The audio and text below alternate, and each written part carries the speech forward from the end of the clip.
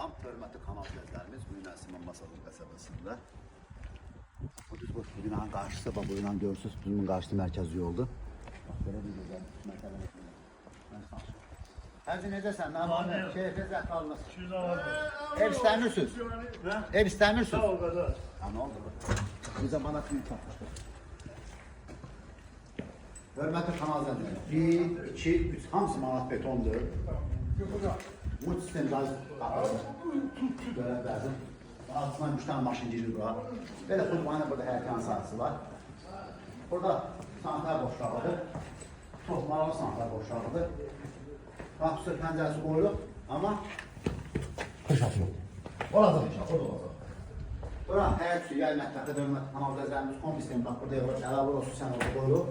İndi isə daxil olaq evimizin içinə. Ağzımız da gəlib, biz tuz alıcıda da mı gəldi? Bu ışıqlarını yanır. Işıqlarını yanır.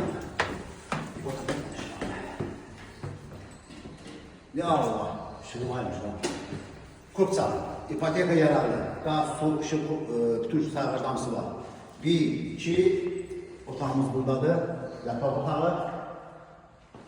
Ama otağımız bir başa. Pəncərəsi. Öz səhiyyindən bir havalarına tamamdır, şəbəkə pəncərəli, genişli var. Bu da manat olmalı. Üst mərtəbə kampaniyanın şöyle 135 bin manata. Burası sanitar boşluğudur. Xatırladım ki, bu gördüğümüz ikinci mərtəbənin istiqboldur.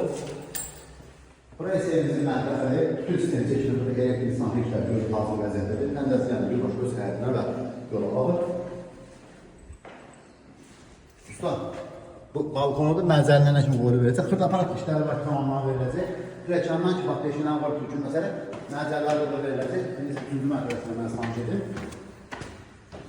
Masajda tam stol, Zeynal Market, masajın AVM,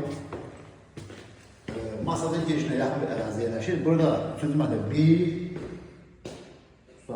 2, 3 tane bax burada var. Ümumi 5 otaq, 2 mətbəx, 3 sanitar boşağı, 1 sanitar boşağı üstü bağlanır. Belki bağlanacaq inşallah. Bak buradan görürsün, bak bir bak, yol görürsən burada, mərkəzi yol. Bu ikinci mərtəbəyə olan sanitar boşağıdır. Yatak otağıdır. Burada da var.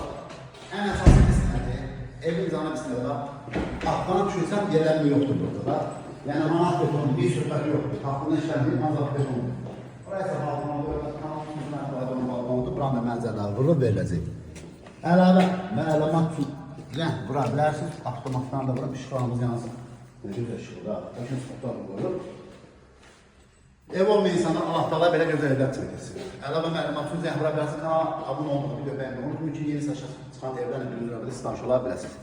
Qəşəng düşdün.